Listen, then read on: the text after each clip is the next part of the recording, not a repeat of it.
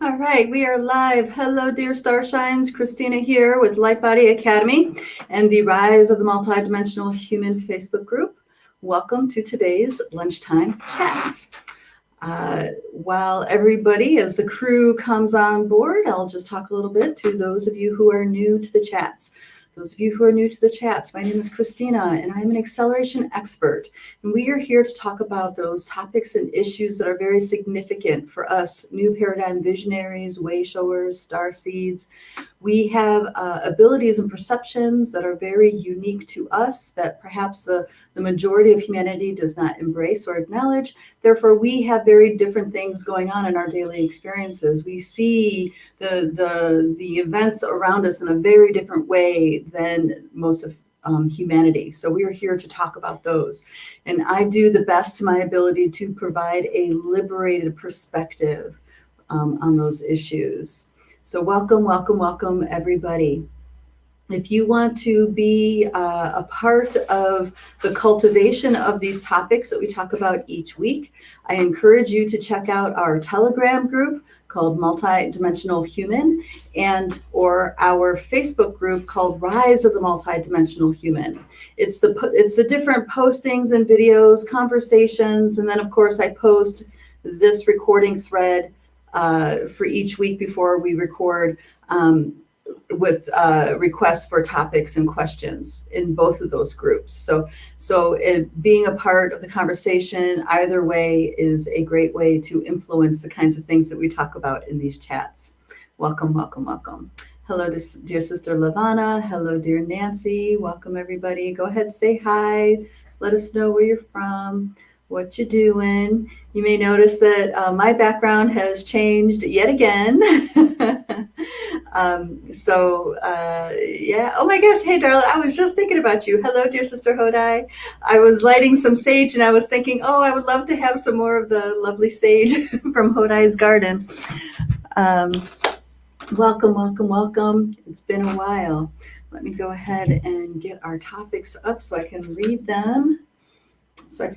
For you guys. Make sure my sound is off, all those good things. Welcome, everybody. How's everybody doing? I imagine, it seems like there's a lot of extremes happening. People are extremely elated and full of gratitude for the miracles happening. And there are a lot of people who are kind of falling into maybe a pit of hopelessness and despair. I'm kind of seeing the whole spectrum. I've gotten out more than I usually do. I went to an event over the weekend and I got to have human contact, woohoo, with people, which was great. I got to experience so many different star shines, brilliant people doing their work. I found it inspiring and learning about the kinds of breakthroughs people are having. It's just amazing. When I say breakthroughs, I'm talking about as far as technologies goes, like really pushing the boundaries of different sciences and pushing the boundaries of what we thought we could do with certain things like holistic health and living, herbs and energy medicine, stuff like this. So it was a really great experience to get out and connect with all those lovely star shines. All right, so if you guys are ready, I'm going to go ahead and I'm going to go ahead and announce topics. So I'm reading and talking at the same time. That's probably not the best thing for me to do. All right. Okay. So it says, I'm at a loss these days. It feels that it's impossible to plan anything these days. Am I the only one that senses this? No, dear Starshine, you are not. I can confirm for me and for several of my friends, they have had a similar kind of radical turn of events happen in their lives. And there is a sense that planning is a bit futile. But I want to say, don't throw the baby out with the bathwater, because there is some great news within all this. And I will get to that. Thank you, darling. And then it says, I'm new to all this. How can we connect with our divine self? It feels like all these woo-woo groups I joined just give false hope. Does anybody have a resonance with that, about that false hope? Yeah, so what's happening is that the star seeds are waking up and they already have a deep, deep intuitive sense about things. They have a BS meter that is so sensitive that even though they are brand new to spiritual movements or brand new to certain kinds of communities, it's like they can smell the BS from a mile away, and they quite literally get driven away from these groups. So yeah, I really would love to talk about that, because there is a key point here to recognize, and or maybe key secret to recognizing how to connect with your divine self. Well, some people call it divine self. I call it incorruptible self. That's how I feel it to be. It's like an aspect of us that is absolutely unshakable, incorruptible, unstoppable. That's what I call, how I describe it. And then we have, it's getting harder and harder to hold the line. Any recommendations? I'm starting to feel like it's hopeless. Anybody else feel like that? Anybody else having difficulty holding the line, so to speak? Let us know in the comments. I would love to hear also maybe perhaps what you are doing to help cope with all these different stressors that are going on in our lives. All right. Welcome, dear Polly. Good to see you. Hello, dear Facebook user. Oh, you look younger and younger as the years go by. Oh, hi. Thank you for that, Facebook user. That's very sweet. You got it. PM address. Okay, PM you an address. Absolutely. So speaking of address, yes. So you guys notice I'm in a different place right now. So as if you guys have been following what's been going on for the past few months in our lives, you may remember in March, we launched into a nomad lifestyle, and we were going to be living for the next year in an RV, traveling the country and spending most of our bandwidth and time in nature, right? That was the plan. But the circumstances, Pachamama, the universe, our own inner being clearly had some other things in mind. Okay, so right now we've had a massive reversal in our circumstances and what we're doing, and we ended up investing in a property here in Ohio. So yes, I'm actually living in Ohio for a period of time. I don't have intentions of staying here for long, but we do have the intention of staying here for at least the winter so we picked a nice place to hibernate and regroup. So the universal circumstances threw us some really significant curveballs, and it shifted our value system a bit, and we needed to change the plan, so to speak.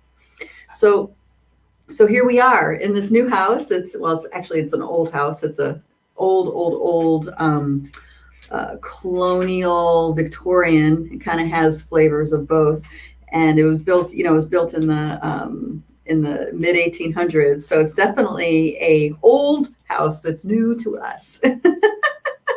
So this is the thing.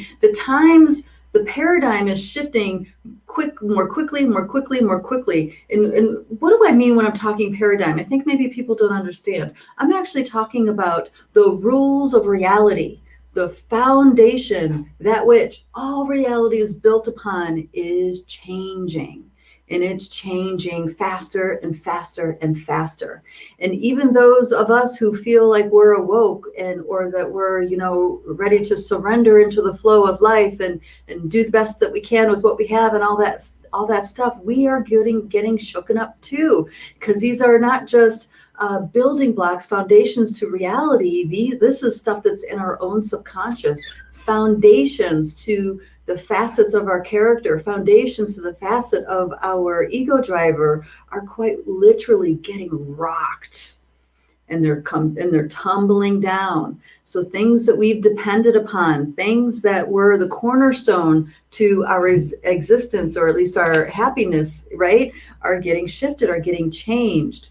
So nobody is getting spared, the shifting of the age. Okay, so don't think just because you're having a hard time, there's something wrong with you. No. Everybody is truly getting shifted on very deep, profound levels in a way that their ego driver has no choice but to go along with that shift. And that gets painful, unfortunately, right? Let me get my drink here, my coffee here. So Actually, it's not coffee, it's Dandy Blend.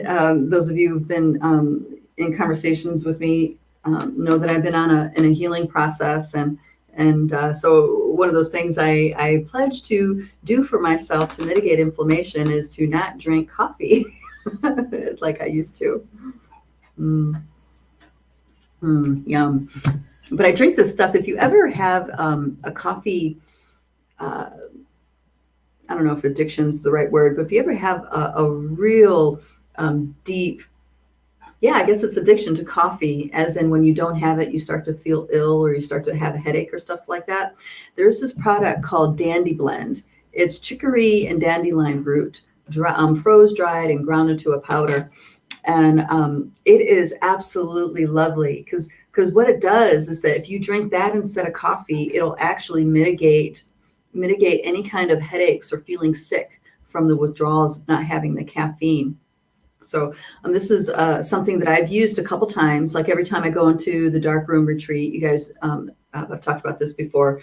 I can't have coffee or food, but I've used this Dandy Blend to help me get off the coffee like a few days before I would go into dark room. So it's even even in the short term, it's very effective. I encourage you guys to check it out.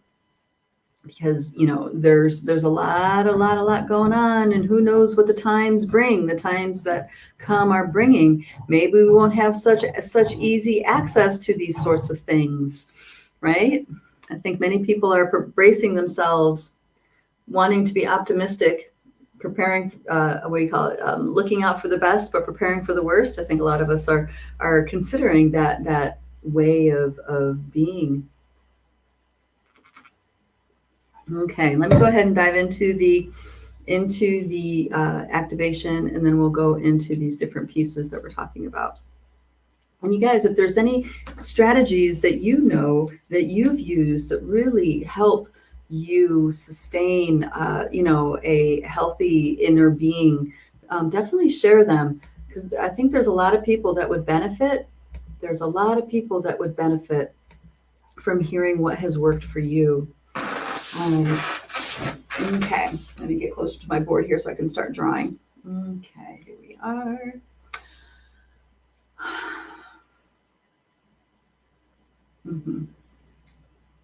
Okay.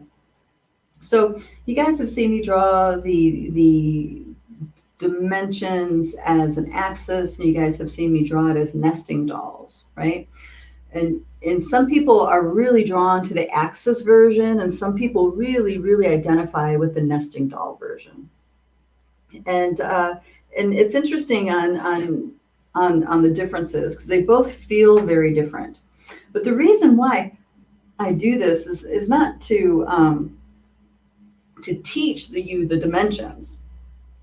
It's to activate the energy of each of these frequencies to assist us in stepping out of our habitual way of being, our habitual perception, our habitual way of thinking, because it helps broaden our minds, it helps broaden our energy, so we can entertain an idea that we haven't thought of before, or we can shift a perspective more easily. Especially when we're in a place and we're isolated and we're not necessarily in communication with people of like minds, or we're not necessarily in communication with people who are different than us in a way that fosters new thought and new connection. So the nesting dolls or the axes, they both activate the dimensional lenses and these perceptions because they're integrated here. So it's like, as I draw them, I'm activating them, the resonance of this inside of me. And those of you who have done these activations before, it activates a resonance inside of you. And together as a group, we build the resonance. And that's why, in my opinion, that's why these chats can be so expanding and supportive, is because we are quite literally opening realms up within ourselves and assisting others to open to realms within them that they're not already aware of. And that is really a game changer when it comes to stepping into your sovereignty and reclaiming your thoughts and reclaiming your energies and your focus and stuff like this, So today I'm going to go back to the axis, I've been doing the nesting dolls lately, and this time around I'm going to do the axis, because there's something in the polarity dance here for us to recognize and perhaps change our dance with. 1, 2. I always do that. I don't quite make it long enough. There we go. All right. So at the bottom of our axis is the iron crystal core. It's the heart and mind of the Pachamama. It's the consciousness that is the being that is this planet. Some people might call her Mother Gaia. Whatever term resonates with your own affection is a good one to go with. So there's no wrong way. It's really about what touches your heart, what really touches you as a term of endearment for the earth. And every time you talk about her, if you talk about her in this way, you're reaffirming your connection. You're reaffirming your connection with and your allegiance with earth energies and the Mother Earth, the Pachamama. And this may seem trivial, but it actually, when you consistently revisit this, it actually really is a changer in your frequency. As we reaffirm every day our connection to the earth, we're reaffirming and allowing ourselves to entrain with the rhythms of the earth versus entraining with the rhythms that come with the usual interactions with society. So we have this technology thing that we're engaged with. We have our smartphones that we're constantly engaged with. Our brain waves and our attention, our focus shift frequencies. It gets very far away from the organic natural rhythms of the earth, and we start engaging in this technical realm. And of course, our brain waves can do that. Our thoughts, our perceptions, our behaviors, we can adapt to that. But if we're adapting to that and not reconnecting with our roots, where we've come from, then we can very easily get lost in a multidimensional level to this technology, to the point where we lose ourselves. Okay, because that which happens to us happens to the earth. That which happens to the earth happens to us. Yeah. Then we have the telluric realm. This is the atoms and molecules. That's like the smallest layer. But then there's also devas and nature spirits. There's the microbes, the viruses, the bacterias, all these protein chains, all this stuff. That's all part of the telluric realm. Crystals, minerals, mineral kingdom, plant kingdom. This is all telluric realm stuff. And that is the foundation that our reality is built on. Without the telluric realm, we would not have the foundation for this magnificent realm to exist, for us to explore our own separation, in these bodies. So the telluric realm is very, very dynamic, and it's essential. And it is so powerful to work with the telluric realm. This is how you bring healing, deep healing to your physical body. This is how you bring deep healing to the land, deep healing to communities, is by engaging and addressing the telluric realm, this consciousness. Then we have our 3D reality.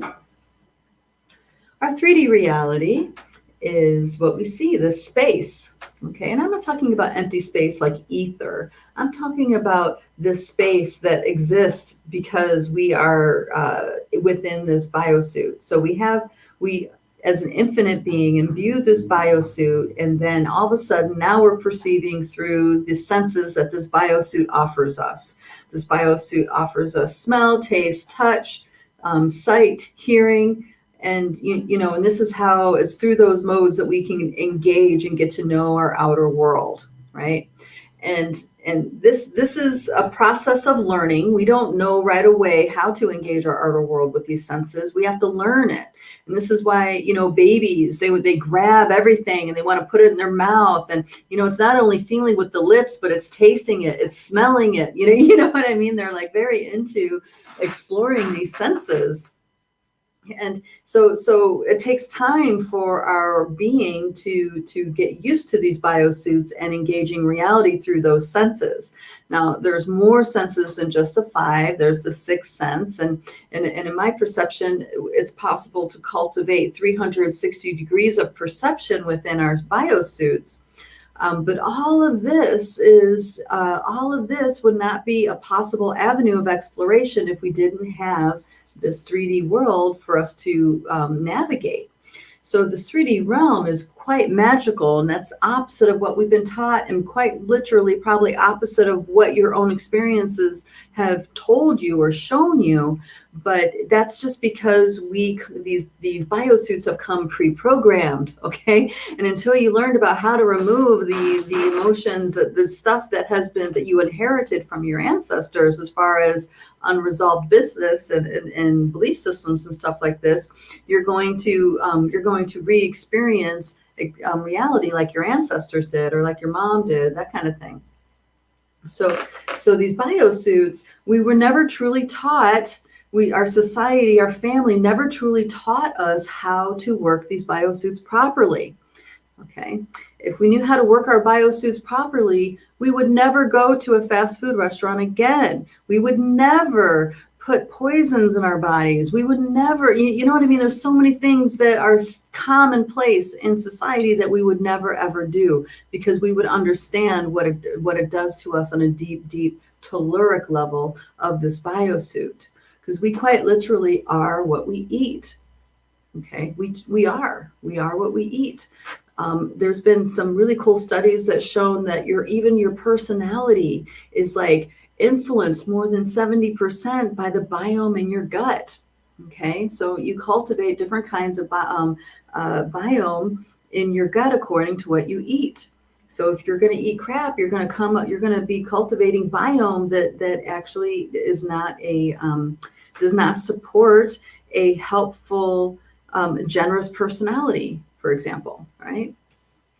So are these biosuits is what it's all about, imbuing these biosuits and having the experience through the senses. And because of that, that's where this 3D realm comes from, is the imbuement of this biosuit, the 3D realm. So in this 3D realm, you can quite literally engage with these other dimensions within this realm. It's very easy to interengage with these other dimensions, like the telluric realm. You can engage with them by burning sacred smoke, by lighting a fire. You can actually bring the elements into view, and where you can taste them, smell them, engage with them. Okay, so this multi-dimension, this realm is not flat. It's not just this box that we exist in. It is a doorway. It has doorways into the elemental world. It has doorways into the 4D canopies in the higher dimensions. So there's lots and lots of possibilities and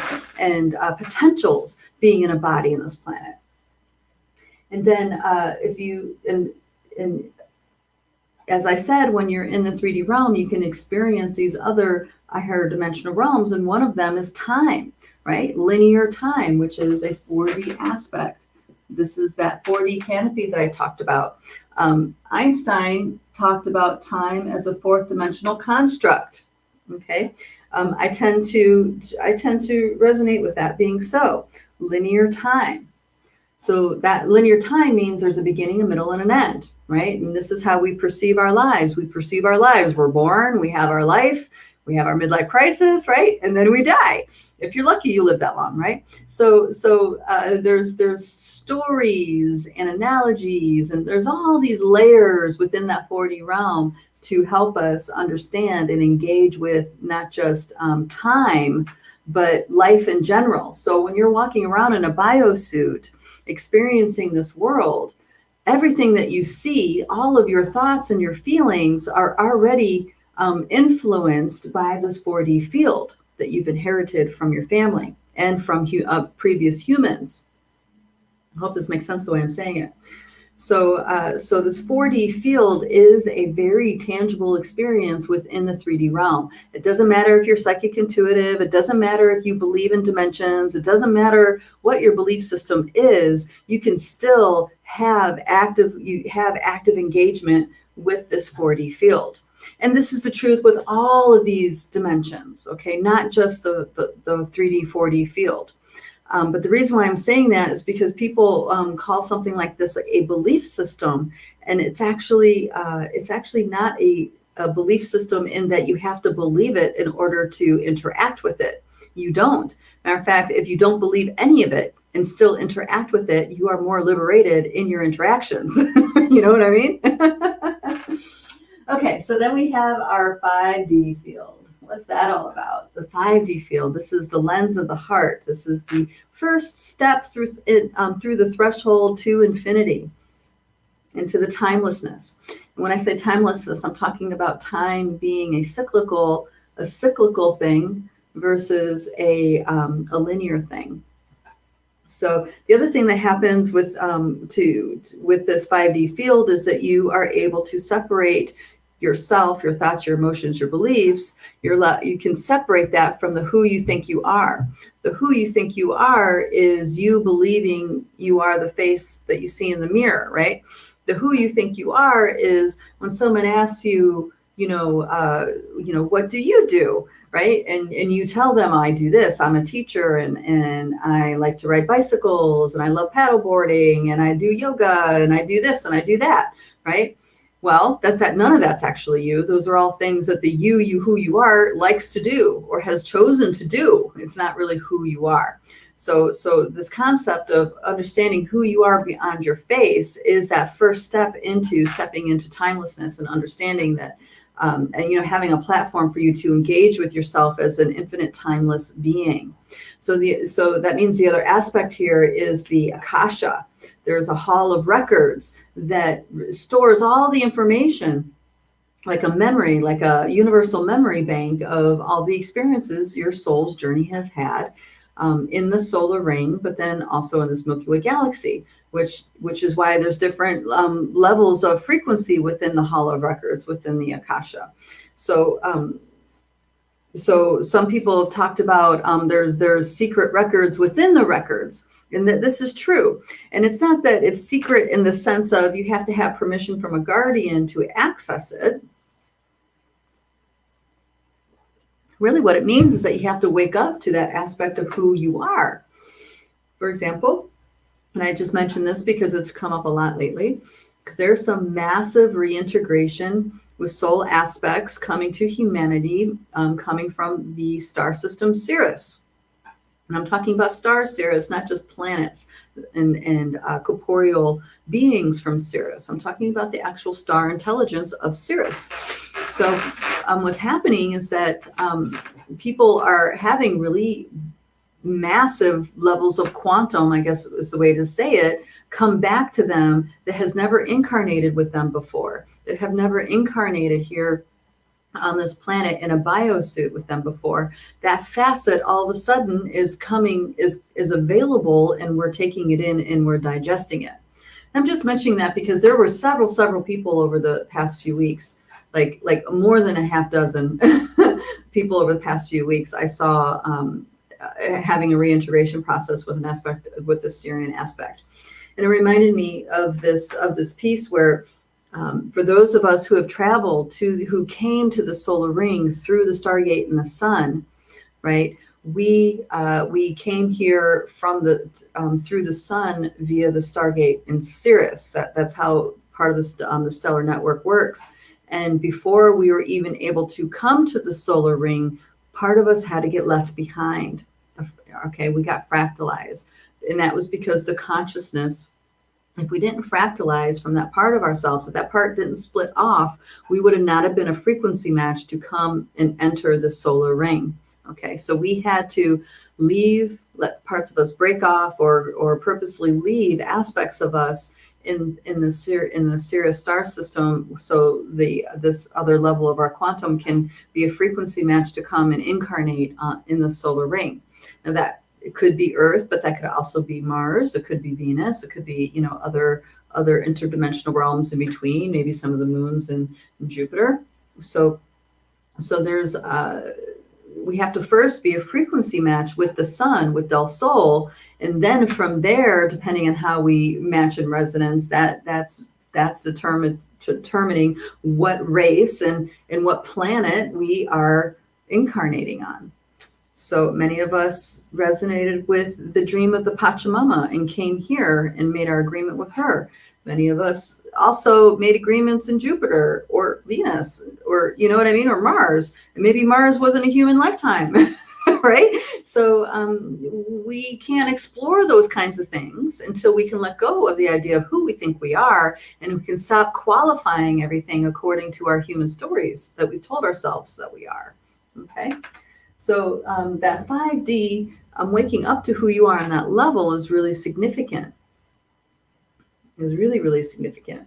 And there's some stories from, 2000, let's see, let me think how far it was, 2008, 2007, 2008, where there were whistleblowers. This is interesting. From the secret space program, there were whistleblowers. I can't remember the one gentleman's name, but he was talking about the reverse engineered chair that they have from Roswell, one of the Zeta ships crashed, and they were working at trying to get the chair to work. And along with the exploration of getting the chair to work, he also started talking about the exploration of technology, our government exploring technology to actually influence the Akashic records of a soul. Now, what would give them the idea that they could possibly do that? And this is all the way back in 2008, guys, right? So just imagine that whistleblower is talking about it. How long ago was it that they started pursuing manipulating Akashic records? Okay. And were they successful? What do you think? Okay. Now, the cool thing is that everything is not cold calculated science, right? Just because a splitting happens, that splitting happened because there is an agreement on some level for that to happen. As a whole, the Milky Way galaxy, we are all going into a time of waking up. So it doesn't matter how vast the technology is or how advanced multidimensionally it is. The word has already been spoken, and a lot of us already feel that. And it doesn't matter about keeping these bodies in this particular identity. It's that the new paradigm is upon us. That is a fact. There is no changing that road. All we can do is let go of the tendrils of those old systems, right? And start learning new ways of being in these new systems that have yet to be born, that have yet to be created, okay? Sure, there are communities creating new systems, and those new systems are going to be a bridge into that new paradigm. But it's going to take, a century to really anchor in our consciousness and our society in these different infrastructures to be harmonic with the new paradigm energies. This is how I'm seeing it anyway. All right, I'm going off on tangents. Let me get back. So we have that 5D. The doorway is the heart, the threshold into infinity. And then we have our light body, which is the organizing force for our life. It's the organizing force. There we go. The organizing force of our bodies. It's the organizing force of our soul's journey through the Milky Way. All the ways that we live, all the ways that we triumph, all the ways that we get sick, all the ways that we die are all mapped out within this light body. And we can activate and shut down certain aspects of this blueprint. Okay. Some people might call it a divine blueprint. We can do all of those things. We can engage because it's a part of who we are. So there is lineages of medicine people who've retained the teachings on how to heal the human condition via the light body, and they become very, very powerful healers. The problem is that not all people not all people have their light body easily accessible because there's so many layers of heavy densities and identities, so many layers of belief systems and stuff that it's like, walking through mud with bricks on your shoes. So there has to be a level of consciousness within that person to just to even be able to access their light body, I guess I should say. Like, and I'm talking about in a healer-client kind of relationship. There's times when the soul says it's time and that's it, and the light body is accessible instantly, no matter how heavy and dense the person is. So this does happen too, right? But that 6D field is, the caretakers of that field are the Syrians. And the fact that there's so many light workers, so many people on this planet, starseeds, way showers, whatever that label is that resonates for you, I'm feeling like that this is why so many Syrian aspects are coming online for people right now, because it's time to reactivate those dormant aspects of the light body. It's time. And that's why this, and the path has been prepared. So that's why all these aspects of us are coming back to reintegrate. And because there's a knowledge, there is a sacred teaching with how to work the light body that it's time to unfold within the consciousness en masse, not just the ones that are the lineage holders, not just the ones that have been trained, but en masse. And for me, the new paradigm is a global shamanic paradigm. This is where humans wake up to who they are as multidimensional sovereign beings. All of humanity, not just the light workers, not just the starseeds, not just the awoke, not just this group or that group. All of humanity is to wake up to that. Now you can imagine the kind of shifting that needs to happen for that to be the truth. All right. And then we have 7D, the galactic highways of light, the stellar networks. And I kind of alluded to this a minute ago about the Stargate network. That is considered the 7D galactic. That's part of the galactic highways of light. So many of us actually traveled here to this solar ring via the galactic highways of light. Some of us, you know what I mean? So this is a very well developed a system that many beings across the board use. Okay, so it's not just only angelics have access. Not true. All beings have access to this. Us in our human form have access to this. This is how we're able to communicate with a consciousness that's in a whole nother star system, even a whole nother galaxy in real time. It's like you guys are, it's like exchanging thought forms. You have a thought, they respond. They have a thought, you respond. Okay, so it's like the traveling faster than the speed of light is really the travel at the speed of thought. And this is all made possible by those galactic highways of light. All right, darlings. All right, then we have our all that is. This is what many people might call God, the all that is consciousness, the I am presence that I am. And this is also a fabric, just like all of these, a fabric of our being. It's a fabric of our biosuit. Yes, our biosuit, not just our infinite nature that's imbuing this biosuit. This is a fabric of the suit. So even though we experience separation, we experience what it is to be forsaken, it doesn't mean that we actually are forsaken, because our bodies could not run without the life force energy of our 8D field, of our all that isness. Okay, so all of these are necessary facets for a biosuit to operate. It's not just a spiritual ideal or practice. All right, and then we have our Milky Way galaxy, the center of our Milky Way, and that's the Mother of God. Maybe we would say the Madre de Dios. There's many light workers I've worked with that also identify the Milky Way galaxy as the Kuan Yin, okay, or the White Tara. So this galaxy has many forms. There's many versions of this galaxy. And there's a version of the galaxy with a black hole in the center. There's a version with a white hole. There's a version where there is no split in the center at all. And I feel like in the new paradigm, this is what we can do, what we're heading towards if we embrace who we are as sovereign beings and take 100% responsibility for our reality and future generations. This is what we're going to do. We're going to reunite the polarity, the separation that is inherent within the Milky Way galaxy. Yes, we can do that with our consciousness in this in a body on this planet. That is how potent we are. That is how potent our consciousness can be. But we have to claim it for ourselves and own it. So that means sovereignty in thought, sovereignty in thoughts and feelings and beliefs and stuff like this. As in, there's no danger to think differently. You know what I mean? That we have permission to think differently, to perceive differently. But as you guys know, with current shenanigans, that's a dangerous prospect, especially if you're vocal about it, right? All right.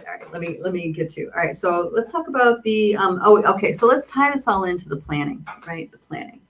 So there's the axis drawing, and then there's the canopy drawing, and that's really where I need to go to explain these other pieces.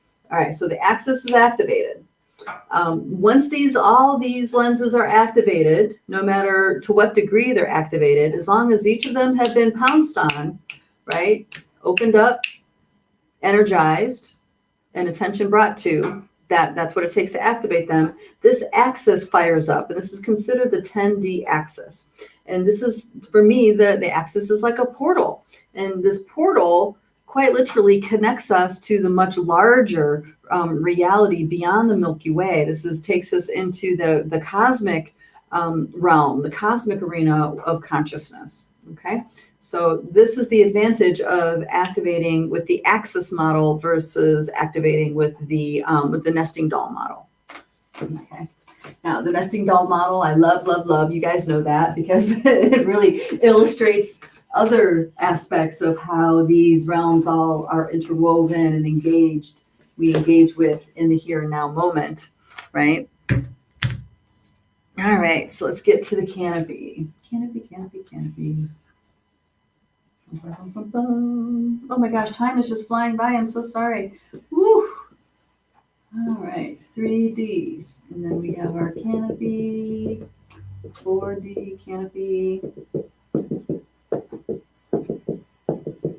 This is our Milky Way, our all that is, galactic highways of light, our light body frequencies, our Akasha. Okay. So this to go into this, we have to talk about manifesting and our belief systems. Okay. So what's happened to humanity is that we have been given a set of rules that are lies. We've been given a set of rules for reality that are totally not true. And then we get conditioned with those rules, as in we get punished when we don't act or behave like that rule is true. Like we don't honor that rule. We think it's crap. We don't do it. Then we get punished for it, right? This is a childhood upbringing. This is that negative reinforcement. And then there's also the positive reinforcement where you coerce positive reinforcement that's been twisted, where you actually coerce a child into doing something they normally wouldn't do, right? So negative reinforcement, positive reinforcement, they both can be used to condition a person to believe a certain thing. And really, we have so many beliefs running in our system that are not the truth, that are quite blinding to our empowerment, that we really, it's overwhelming. So the best way to go about this is to take it as it presents, take it as it comes, right? For me, that's the best way that I've noticed to do it, because it's overwhelming enough just to be really, really present with your life on a daily basis, right? So as we meet ourselves over and over and over again in these moments, especially these challenging moments, we become stronger and more resilient. And this is where learning through aversion is not necessarily a bad thing. It actually teaches us how strong we are.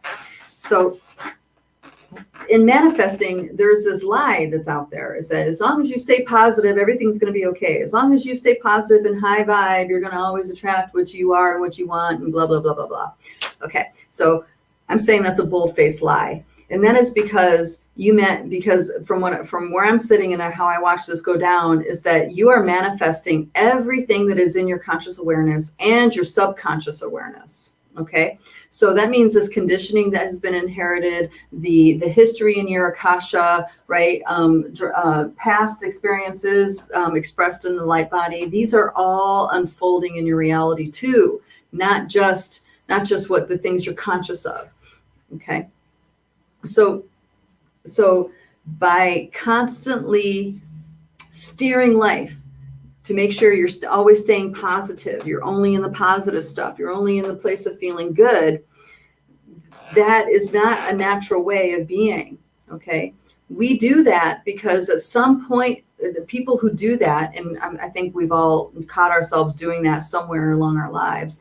But the reason why we do that is because at some point in time in childhood, we abandoned ourselves in a very deep way. And because of that wound, and there's lots of ways to abandon yourself. Okay, lots of ways. Empaths really know what I'm talking about, because this is where we like walk into a room and we start playing the role of what people are projecting upon us versus really being us. You know, this has happened a lot. And this is where you're talking and you're saying things and you're doing things that you normally wouldn't say or do. It's like, right, we kind of get caught in that. And that's because of this wounding, this self-abandonment wounding. So when we do this, we start soothing ourselves by constantly seeking out a positive, constantly seeking out feeling good. And we start training ourselves and telling ourselves that we're only okay when we feel good, right? But really, life is not like this. Life on this planet is intense. It's a challenge. It has been said to be one of the biggest challenges in the galaxy. This is considered one of the most difficult planets to incarnate on, right, in a human body in this galaxy and beyond. This has been said and expressed by many beings, some human and not, right? So to always chase the good feeling in a lot of ways is to constantly re-wound yourself. Because what happens when you hit a patch of aversion? What happens when you are in a stint of extreme frustration or a stint of total despair, right? Because you've already embraced and trained yourself to have an aversion to those feelings, you re-abandon yourself over and over and over again. And this is how soul loss, self-perpetuated soul loss happens throughout our lives, right? So instead, what we need to do for ourselves is to recommit to ourselves in that we will never abandon ourselves again. That means no matter what we are feeling, good, bad, or something in between, we are committed to being with ourselves through it. Okay? Does this make sense how I'm saying it? Okay. Because the more you do that, the more you get connected with your divine self. The more committed you are to stay with yourself from moment to moment to moment and refuse to abandon yourself, no matter how bad the feeling may be, or no matter how awful the craving might be, or whatever it is. You stay with yourself, you experience it, and if you're lucky, you get to experience it all the way and unwind something deep in your subconscious. And then another moment appears and you are that much stronger. You are that much secure within yourself. You are that much more trusting of yourself. You see? So a lot of the woo-woo out there is, I consider woo-woo too, because they are fixated, or a lot of people twist the understanding into it's all about being positive. It's not. And quite literally, only the Western world has have lifetime, or you know what I mean, have a society built where people are really comfortable and don't necessarily have lots of aversions in their life, right? But if you look at the rest of the world, there's massive tragedies going on. There's massive die-offs. I mean, the financial institutions, the financial institutions of the Western world quite literally commits genocide regularly for money. You know, for stockholders, for people's 401ks, for people's investments. And people don't know that. The ones who are in charge making choices know that, but they tell themselves and the public that it's unavoidable. You know, it's unavoidable to do those things. So you have all kinds of investors in a 401k and they're demanding return. Okay, so there's this operation here in this third world country. Well, the locals are in the way. Okay, well, let's just starve them out. All right, or let's throw in a bioweapon and they all get a plague and they die. Like tens of thousands die at once. That has happened, people. That's not an imagination. That is really what has happened. multiple times. It's happened throughout Central America. It's happened throughout South America. It happens all through Asia. It happens in, a lot of the islands, the Pacific Islands. I mean, our society, our Western world has been murderous for profit. So we are living really at the top of the top 5%. We in the Western world are really in the top 5% of this planet, while the 95%, and I'm not talking race, because there's plenty of well-to-do people of all races, creeds, and colors, right? Not just white people. We all are to blame. We are all at fault here. We've all done this. And I used to get so angry with Walmart. And I used to tell everybody, Walmart is the kiss of death for our planet. And people would think I was nuts. And it wasn't until just last week I heard a gentleman talk. Let me see if I can pull up his name. A gentleman talk, where he was saying the exact same thing I said decades ago. And he's a Wall Street guy, that I said decades ago about us, contributing to our own demise because we're looking to save a buck. We're looking to save money. What's this guy's name? Okay, this guy's name is David E. Martin, Dr. David E. Martin. Okay, listen to him. He's the bald guy with the bow tie. Now he's a real deal. He really knows what's going on, and the things that he explains. And he's done talks back in 2009 explaining these things, right? Nothing's changed. If anything, it's escalated. So, he's really been in tune with all this and has been speaking out for a long time. But what he's talking about, those are the exact systems that have to fall. Those are the exact systems that need to go away, which means all of us in the Western world, we have some major reckoning to walk through. We need to unplug from these systems that are, plagues upon the humanity on this planet, and create something else that doesn't live off the backs of the bruised. We are faced with that challenge. It's not going to be easy. It's not. So, the life of being comfortable, just expect that to be gone. Please expect that to be gone. And instead start asking yourself, what can you do to contribute to the betterment of humanity? And that betterment of humanity doesn't mean making people more comfortable. That means helping pave the way to the kinds of changes we need to make so we can sustain, so humanity can rise up to that next level of our being. And unfortunately, people will not do it unless it's too uncomfortable to not do it. That's just how that is. And those are the bonds. That's the bondage we're breaking out of. And it's rough because these powers that be do not want to let go. They are not willing to let go. And these powers that be are beyond the geopolitical powers. Right now, that is what has a lot of the conspiracy people's attention, the geopolitical game. Okay, so a lot of us have broken up to that. Now there's something beyond that. What's beyond that? What do people wake up to beyond that? Well, it's the infiltration of technology. It's the AI game. It's the idea that we need technology to enhance humans' consciousness, or that human society can be bettered by automation via AI, right?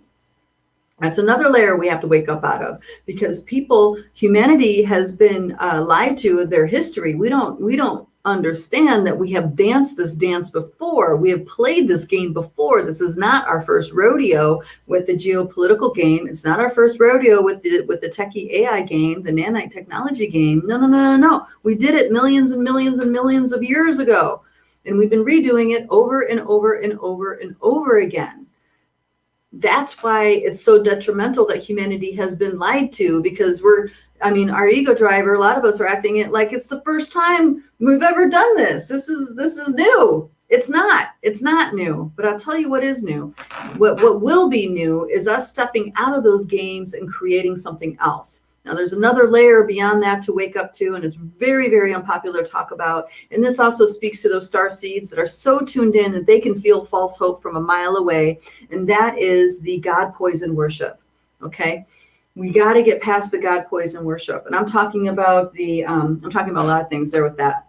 You have the Anunnaki narrative and the bloodlines, right? You have the idea of a creator God, and there's nothing beyond the creator God, right? And that creator God will punish you if you don't behave right, right? That is a distortion to living with high ethics. That is a distortion to how to live with very high ethics in treating other living beings, right? So we have to wake up out of gods that need to be worshiped and glorified in order for us to bestowed our divinity, in order for us to bestowed connection with our incorruptible self. See, that is the BS that starseeds are totally picking up on, but they can't put words to it because no one else is thinking like that. Well, we think like that, maybe. And hopefully they can find this, videos like this and people like us to help them put words to things so they can put their finger on it. And I'm not saying that there's no divine. That's not what I'm saying at all. I'm talking about how that has been framed up in relationship to humanity has been so infiltrated that it has us on a hamster wheel of disempowerment. That's really what I'm saying. When we wake up to who we are on these levels and beyond, I'm talking about that 10D axis is activated within our being, and we have full-on connection with our cosmic self, with the cosmic realm of our consciousness. This is us manifesting from our quantum levels, right? This is us pulling reality through dream time and creating it in the 3D, in the here and now. That's what this is. And that is our true potential. And when you are manifesting from powerful levels like that, it's not about personal stuff. It's not about having the job you want. It's not about, losing weight and having money. It's like, what?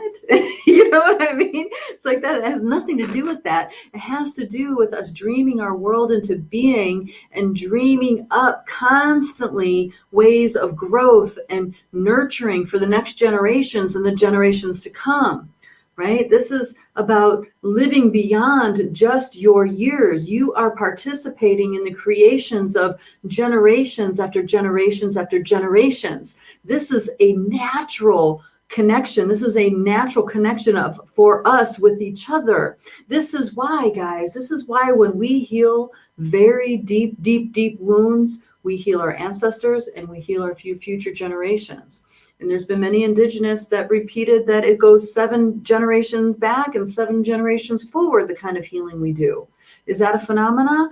No, that is how it's meant to be. So as we dream our world into being and we organize and passionately pursue it and do it and make things happen step by step by step, that becomes a momentum to uplift and feed future generations to their empowerment, to their beauty, to them stepping into their highest nature, their say best version of who they are as humans.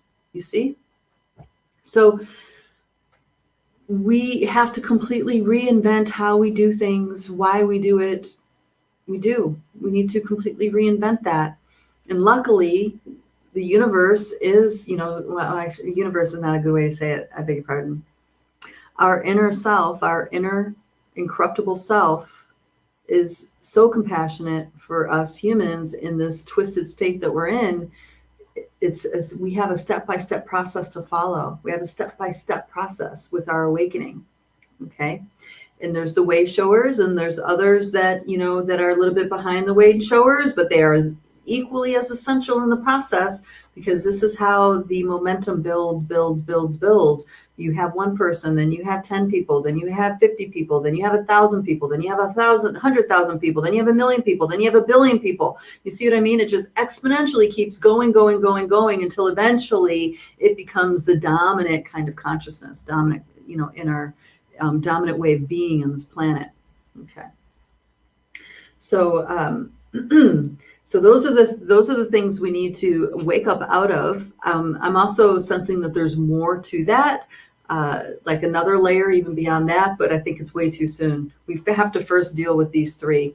And the first person to put it in this way that I really, really appreciated his talk was a gentleman by the name of George Kavasilis.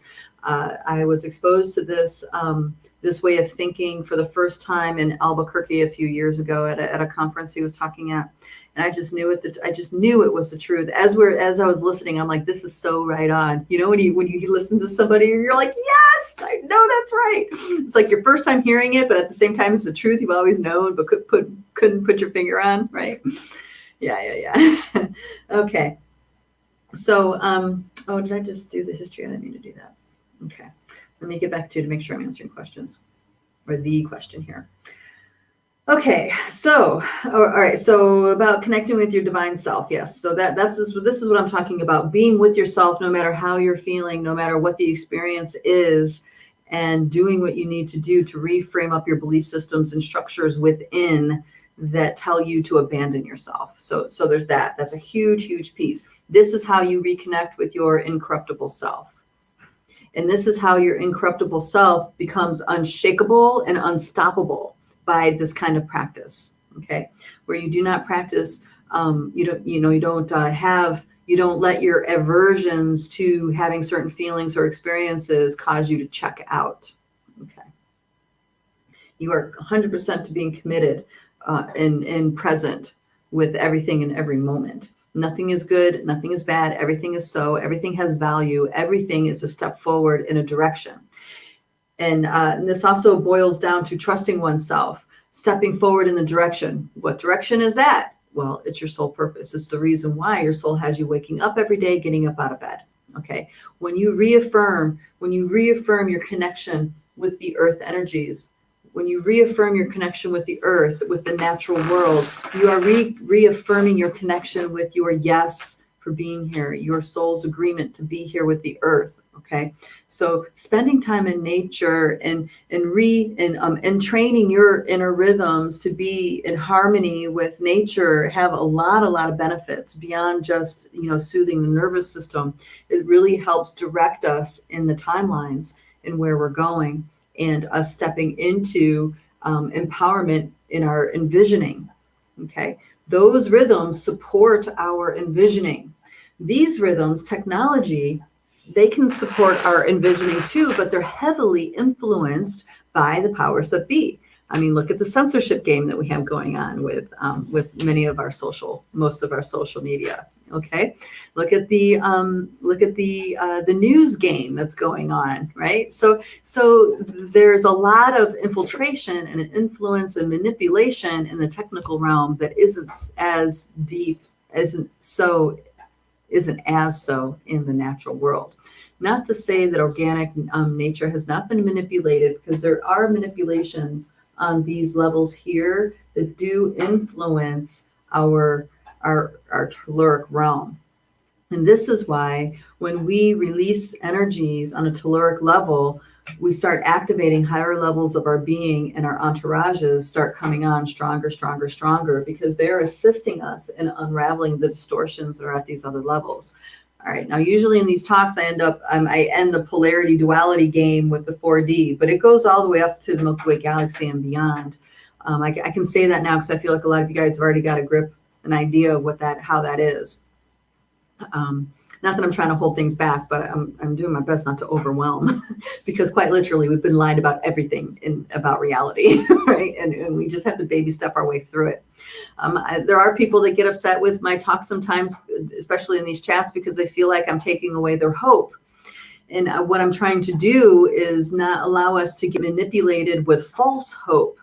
Like, really understand what the truth is inside of us and how to use that as a pillar of strength, versus using a belief system that we inherited from our ancestry as a pillar of strength. Okay, belief systems have been incepted. All of them on this planet have been incepted. All of them have a twist to it where you're empowered until you're not. Right? Or there's a nuance within it that always has some kind of blame or victimhood going on. Okay. You're a sinner is an awful program that has influenced humanity.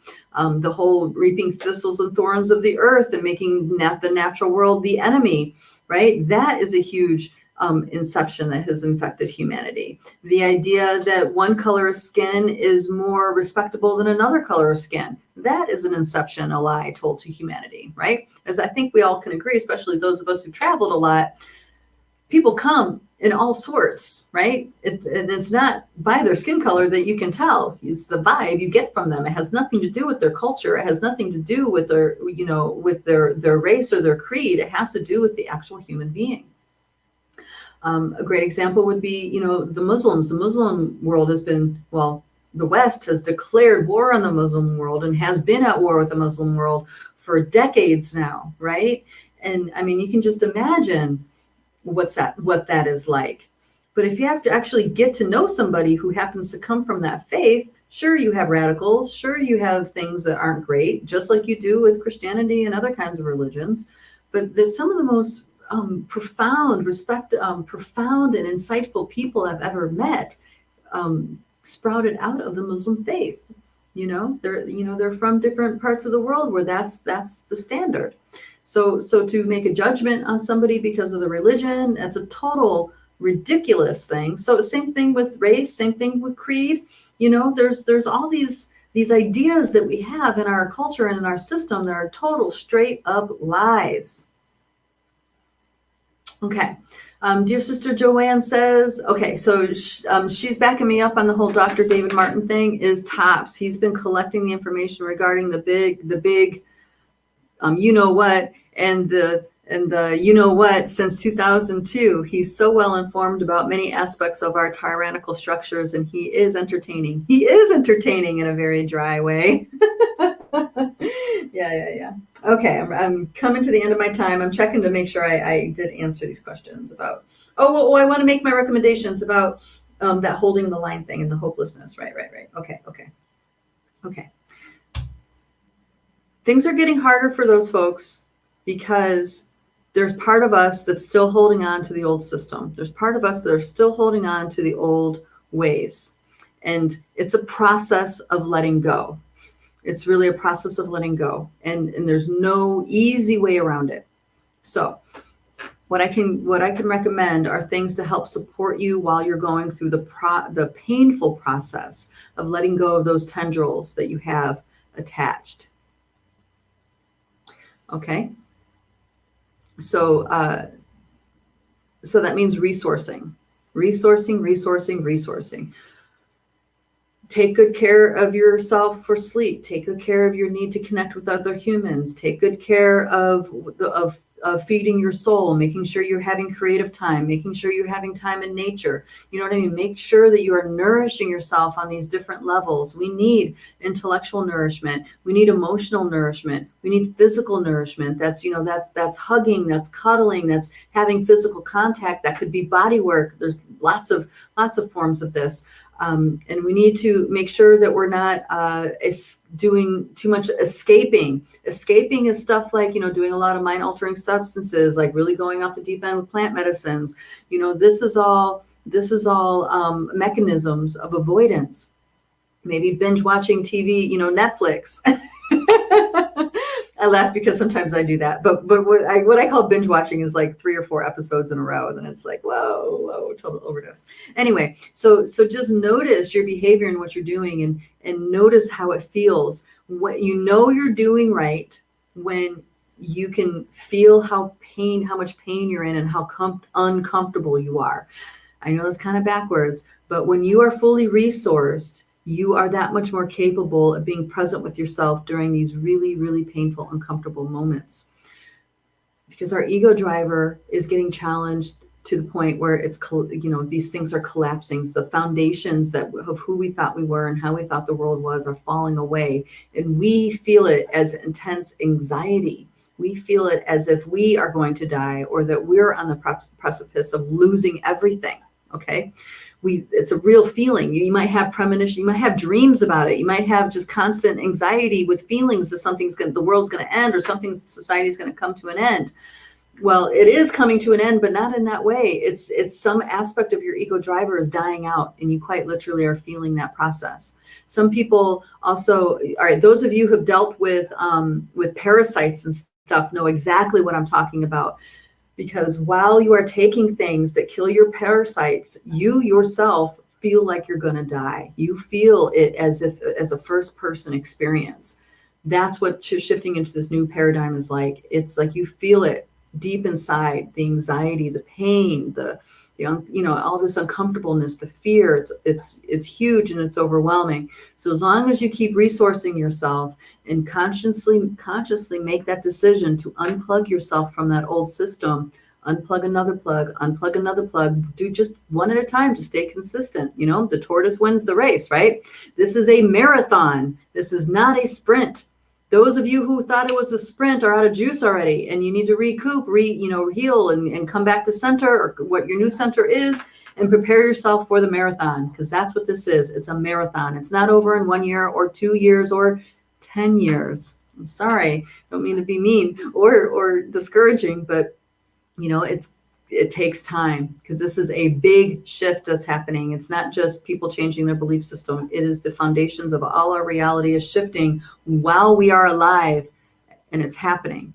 Usually, the life forms get wiped out, the new paradigm comes about, and then it gets reseeded. That's usually how it goes down. But this time around, that's not how it's happening. We have living, breathing beings present for the frequency shift into the new paradigm. So yeah, big stuff.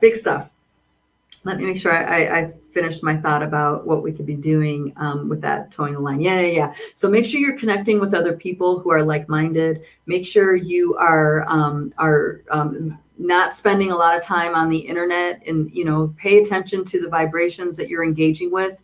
It is possible to overdose, and notice when notice when you are really deep within the trenches, so to speak, in the frustration or whatever, or the fighting or the battle. Notice when you are, and understand that you can unplug from that energetically, place the intention to unplug from that, and start nurturing yourself, bringing yourself back to why it's all worth it, why you're on this planet, what is healthy, what is well, what brings you good feeling. Now, this kind of practice is different than having aversions to bad feelings. We're present for both, but you do need to feed yourself. If it's always stress all the time, then our soul gets wearing thin. This is why we have so many holidays over the dark times of the year, is because in the olden days, when it was constant cold and constant struggle, we wear out. We lose our faith, we lose our spirit. So we have these events where we get together with other people and share joy, share cheer, share a meal, share with each other. And that is uplifting for us humans to share in that way. And so this resourcing is, this is a foundation to being able to hold that line and unplugging.